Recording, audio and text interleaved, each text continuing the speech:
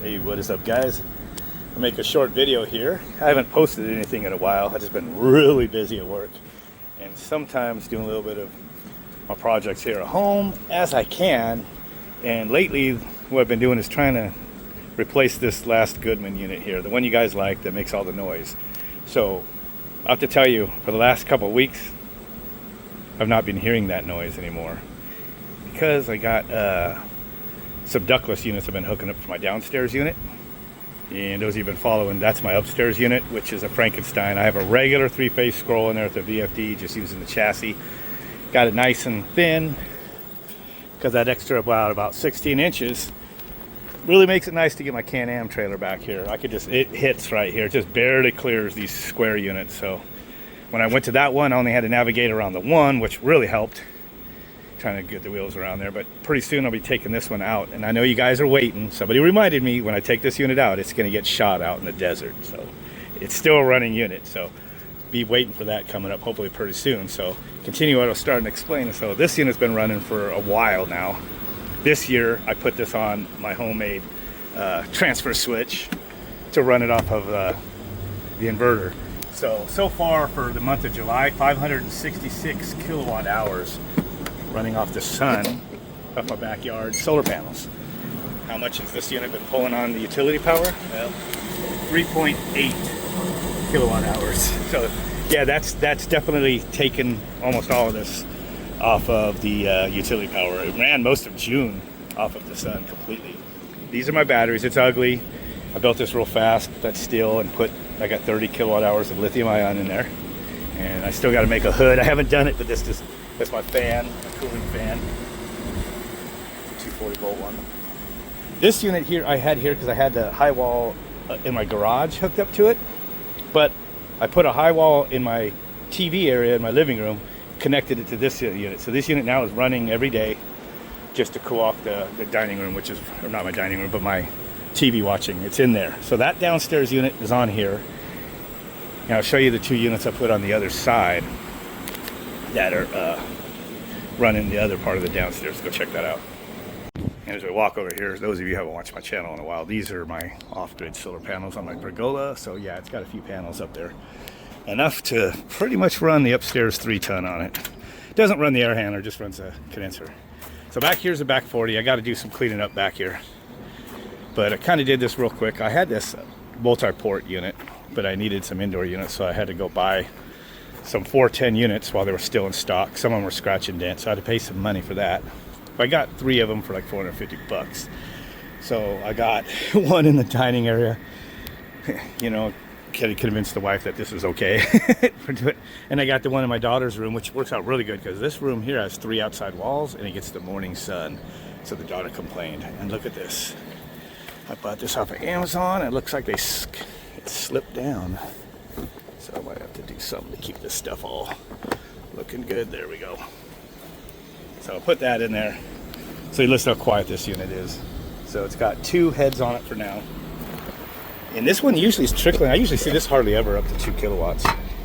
Oh yeah, it's pulling 1.27. So the one in the dining room and my daughter's one just pulling on this. It just they never shut off. They just pretty much stage up and down. So this is awesome.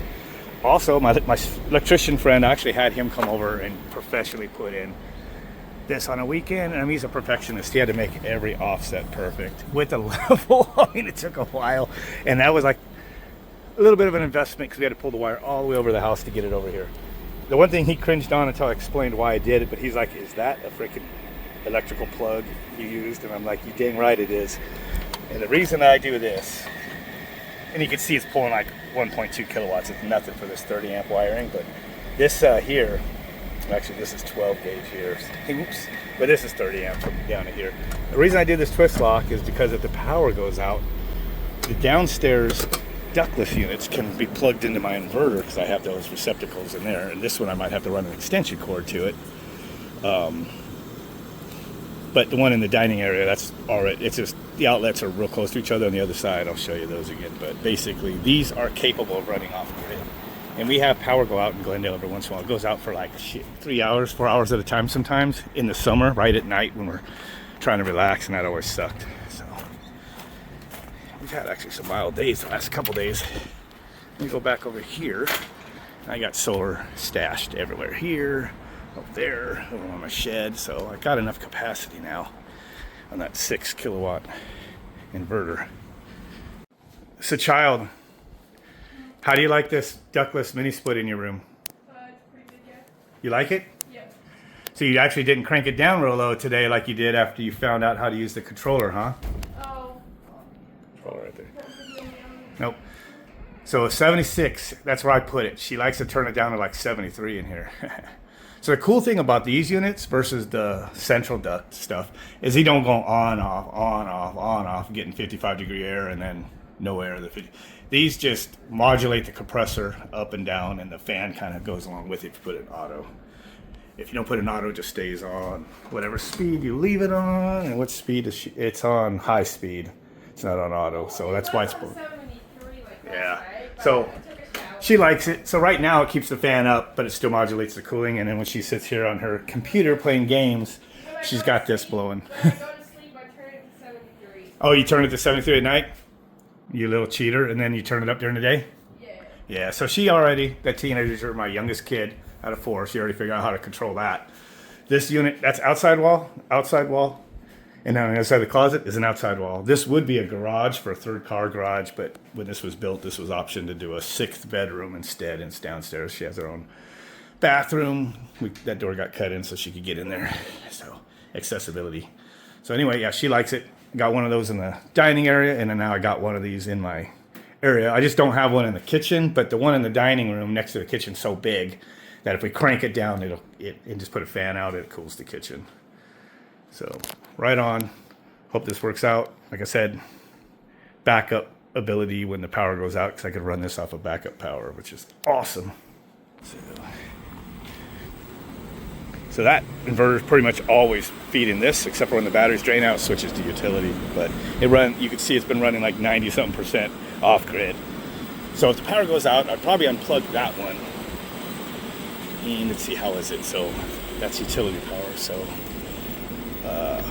right here is inverter power, which I did have this one on, but once I added more heads, I didn't want to run this one and that on my inverter. It did it, but it was maxing it out pretty close and running it hot.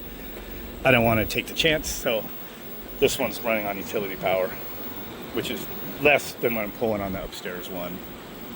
So I put it, this power here that runs this one, I just ran it over to this whip real quick with what I had, and then put the cord going over to that unit into here. So this is utility power. If our power goes out, I'll just unplug that, walk over here, plug it into that one, and then voila, I can run this unit off of the backup power for hours, probably, depending on what state of charge my batteries are in. So before I end this video though, I want to remind you guys what that Goodman unit sounded like, remind myself as well. So it's turned off. I'm going to turn it on real quick to remind you guys. All right, give it a second. Yeah, I'm going to clean up all this storage here once I get this stuff moved out. But there it goes. Oh, didn't start.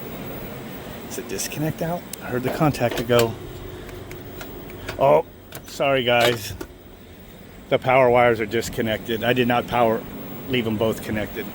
But anyway, you remember what it sounded like. I'll insert a clip of it. You'll virtually remember what it sounded like. It was horrible. This turd starts and stays running now. Yeah. It lives. Man, listen to that turd. Okay, so that was an inserted clip, and that's what it sounded like. It was horrible. So now I cannot even hear the units inside. None of these units make any audible sound inside. In fact, if you go outside my back door, you can't hear them. You have to walk right up to these units to even hear them run. It's been awesome.